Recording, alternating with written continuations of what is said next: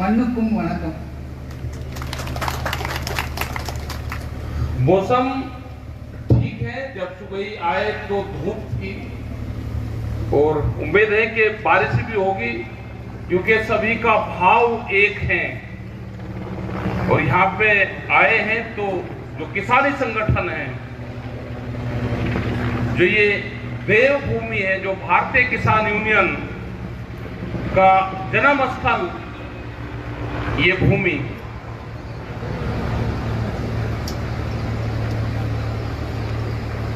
இந்த பூமி வந்து இந்த பாரதிய கிசான் யூனியனோட ஜென்ம பூமி. அதனால மழை வந்து வர்றது சாத்தியமே. स्वामी नायडू स्वामी इन पहले प्रेसिडेंट यहाँ से थे और जो फ्लैग जो भारतीय किसान यूनियन का है वो यहाँ से डिजाइन होकर पूरे देश भर में गया। और भारतीय किसान यूनियन उन क्षेत्रों में ज्यादा चली जो तमिल नहीं जानते, हिंदी भाषी क्षेत्र, पंजाबी, हिंदी जो वे क्षेत्र थे उसमें भारतीय किसान यूनियन का बहुत जोर रहा। यहाँ पे अलग अलग संगठन उस नाम से हैं पूरे देश भर में, लेकिन भारतीय किसान यूनियन बहुत राज्यों में चली जो यहाँ से बन के गई। பாரதிய கிசான் யூனியன் வந்து இந்த மண்ணிலிருந்து தான் உருவாக்கப்பட்டது. இந்த உருவானது இந்த கொடி இங்குதான் வந்து இதை தயாரிக்க இந்த டிசைன் வந்து தயாரித்தது. இருந்தாலும் இது வந்து எங்கெல்லாம் தமிழ் தெரியவில்லையோ அங்கேயும் கூட இது பரவி பிகேயு இந்த மண்ணின் சிறப்பை விளங்குகிறது. लेकिन जिस हिसाब से पूर्व से पश्चिम और उत्तर से दक्षिण में किसान संगठन बढ़ रहा है आगे, दिल्ली के आंदोलन के बाद में east to west, north to south எல்லா இடத்துல இருந்தும் வந்து டெல்லிக்கு வந்து இந்த போராட்டம் தொடர்கிறது, வலு கொண்டு இருக்கிறது. अब वो टाइम आने वाला है कि देश में झंडा अलग हो सकता है लेकिन जो ग्रीन सोल है, ये ग्रीन सोल ये सिंगल एंड किसानी पहचान का सिंगल सोल पूरे देश में ये ग्रीन होगा। விவசாயிகளின் சங்கங்கள் வேறாக இருக்கலாம், கொடிகள் வேறாக இருக்கலாம், ஆனால் இந்த தமிழ்நாட்டின் பச்சை துண்டு கலாச்சாரம் வந்து ஆல் இந்தியாவுக்கும் ஒன்றுதான்.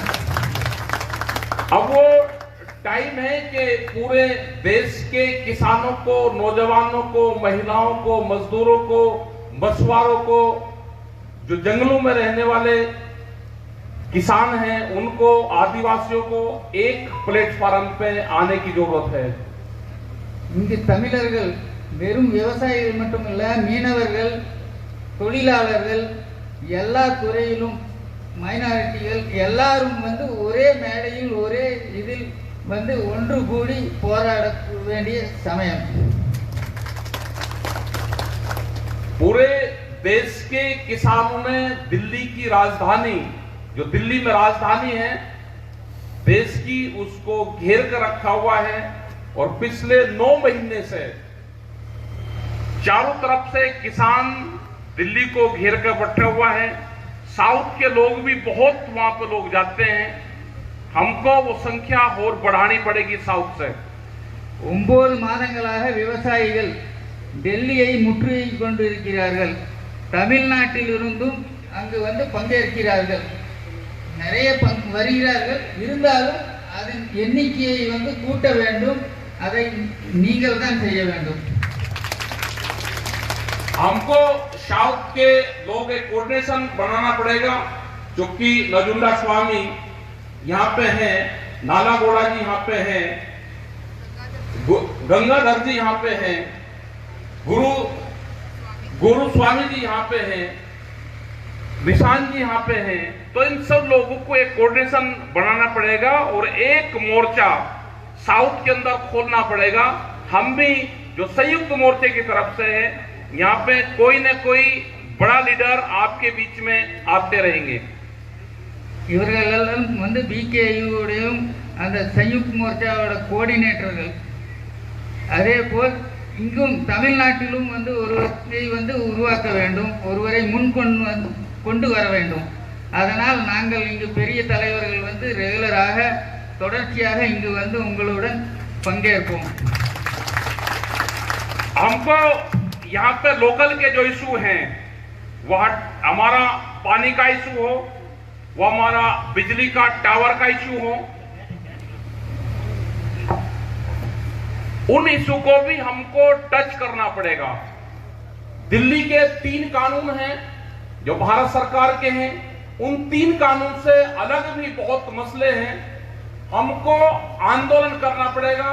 अगर खेती किसानी गांव बचाना है तो हमको सड़कों पे उतरना पड़ेगा. விவசாயத்தையும் நமது ஊர்களையும் பட்டிக்காடுகளையும் காப்பாற்ற வேண்டும் என்றால் நாம் போராட வேண்டும். 3 சட்டங்களுக்காக நாம் போராடி கொண்டிருக்கிறோம். இருந்தாலும் தமிழ்நாட்டிலும் நிறைய பிரச்சனைகள் உள்ளது. விவசாய பிரச்சனைகள் நிறைய இது இருப்பதால் அதையெல்லாம் சேர்ந்து ஒரே இதில் நாம் போராட வேண்டும். जो भी संयुक्त मोर्चे की कॉल हो, वो पूरा देश में किसानी उस पे अमल करें, उसके साथ में चलें. जो भी किसान है वो ट्रैक्टर के साथ में इस आंदोलन में शरीक हो, क्योंकि संयुक्त मोर्चे की बहुत कॉल होती है. उसको यहां पे भी अगर आप चलाओगे तो ये सरकारें मानेगी, नहीं तो बड़ी बड़ी कंपनियों का इस खेती किसानी पे, इस नारियल पे, इस जंगल और जमीन पे बड़ी कंपनियों का कब्जा होगा. விவசாயிகள் संयुक्त किसान मोर्चा கொடுக்கும் ப்ரோக்ராம் எல்லாம் இந்தியாவில் எல்லா இடத்துலையும் வந்து அந்த ப்ரோக்ராமை வந்து நடத்துகிறாங்க. இங்கேயும் நடத்திட்டு இருக்காங்க. இருந்தாலும் இனிமேல் வந்து நீங்கள் எல்லாரும் வந்து ஒன்று திறந்து எல்லாத்துக்குள்ள ஒரு கோஆர்டினேஷன் பண்ணி எல்லாரும் இங்கே வந்து அந்த ப்ரோக்ராம் வந்து பெரிய இதை எடுத்து பண்ணீங்கன்னா, டிராக்டர் ப்ரோக்ராமாக இருந்தாலும் சரி, கருப்பு கொடி காட்டுற ப்ரோக்ராமாக இருந்தாலும் சரி, வீட்டு மேலே கருப்பு கொடி கட்டுற இதாக இருந்தாலும் சரி, அதையெல்லாம் பண்ணீங்கன்னா நம்மெல்லாம் ஒன்றுண்டு வந்து நாட்டுக்கு அரசை ஆளுற மக்களுக்கு தெரியும், அவங்களுக்கு தெரியும்.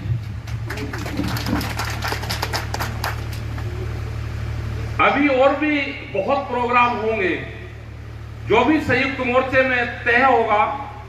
अभी जो यात्रा निकलेगी उस यात्रा का भी चर्चा संयुक्त मोर्चे में करेंगे. उनकी डेट भी काफी निश्चित सी है, वो रखेंगे. उस पर जब फॉलो हो जाएगा तो यात्राएं आपके यहां से भी यात्राएं चलेगी. भाषा का थोड़ा सा हो सकता है, लेकिन मुद्दा सबका एक है. मुद्दा है अपनी जमीन बचाने का. இங்கிருந்து யாத்திரை தொடங்கலாம் என்று இருக்கிறோம். அந்த யாத்திரையை பற்றி संयुक्त மோர்ச்சாவில் முடிவெடுத்து அதை வந்து டேட் எல்லாம் அதே தான் இருந்தாலும் அங்கு ஒரு முடிவு எடுத்து இங்கு வந்து உங்களிடம் கலந்து ஆலோசித்து அதை வந்து இங்கிருந்து கொண்டு செல்ல விரும்புகிறோம். பாஷை பிரச்சனையாக உள்ளது. இருந்தாலும் நமது நோக்கமெல்லாம் வந்து ஒன்றுதான், விவசாயத்தில் வெற்றி பெற வைக்க வேண்டும். हमको और ज्यादा गांव के लोगों को जोड़ना होगा, महिलाओं को जोड़ना होगा. इन सब स्टेट में हमको जाना होगा, गांव-गांव जाना होगा और ये बताना होगा कि ये जो सरकारें हैं, ये सरकारें किसी एक पार्टी की नहीं है. सरकारें किसी पार्टी की नहीं है. इन सरकारों को बड़ी बड़ी कंपनियां चलाती हैं. ये कंपनी की सरकार है, किसी पार्टी की सरकार आज देश में नहीं है. நமது போராட்டத்தில் மகளிரையும் அதிகப்படியாக கலந்து கொள்ள வைக்க வேண்டும். அதற்காக நமது ஊராக சென்று இந்த பிரச்சாரத்தை தொடங்க வேண்டும். இளைஞர்களையும் மகளிரையும் ஜாஸ்தியாக, ஏனென்றால் அப்பொழுதுதான் நமது போராட்டத்தை முன்கொண்டு வர முடியும். यहाँ पे हमारे साथ में युद्धवीर सिंह जी हैं, राजेंद्र जी हैं, चुक्की जी हैं, सब लोग यहाँ पे हैं.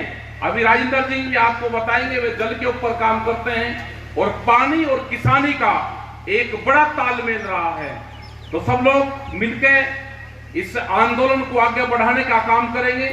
तो आप पानी के ऊपर भी काम करें, पानी कैसे हमारा बचेगा उस पर भी काम करना है.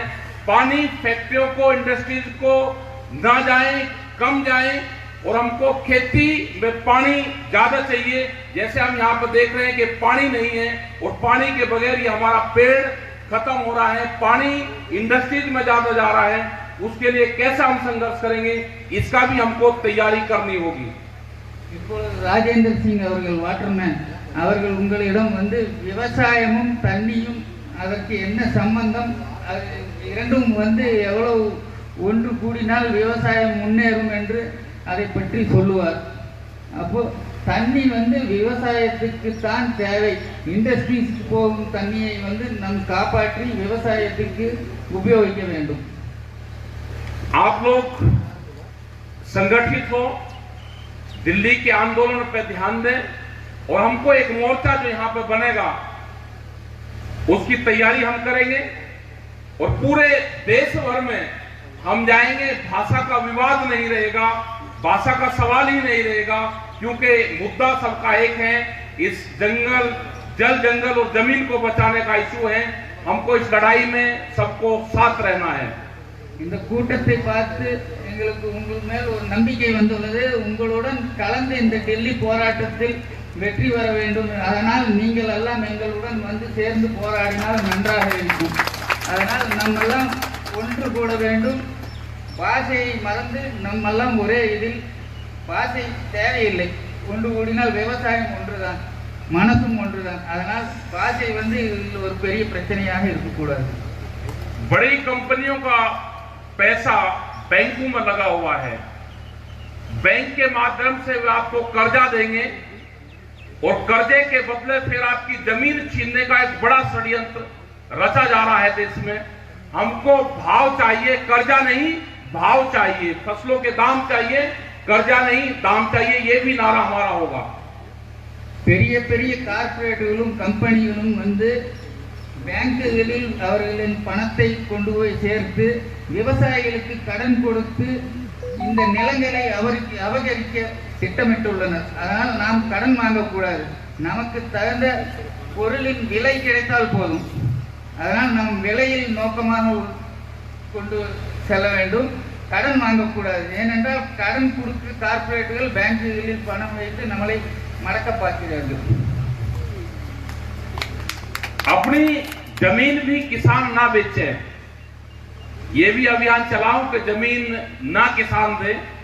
बड़ी कंपनी जमीन खरीद रही है, किसान रोड साइड की जमीनें उनको दे रहा है, लेकिन जो किसान जमीन बेच देगा दोबारा उस जमीन को नहीं खरीद सकता।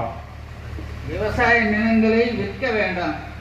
ஏனென்றால் கார்ப்பரேட்டுகள் ரோடு சைடில் உள்ள நிலங்களை வாங்கி நம்மளை அடிமைப்படுத்த பார்க்கிறார்கள். ரோடு என்று சொல்லி நம்மளது நிலங்களை, அதனால் விவசாய நிலங்களை ஒரு தடவை விற்று விட்டால் நம்ம திருப்பி அதை வாங்க முடியாது. அதனால் அந்த முடிவை கைவிட வேண்டும். हम इस आंदोलन की एक नई शुरुआत मुजफ्फरनगर उत्तर प्रदेश से 5 तारीख में कर रहे हैं।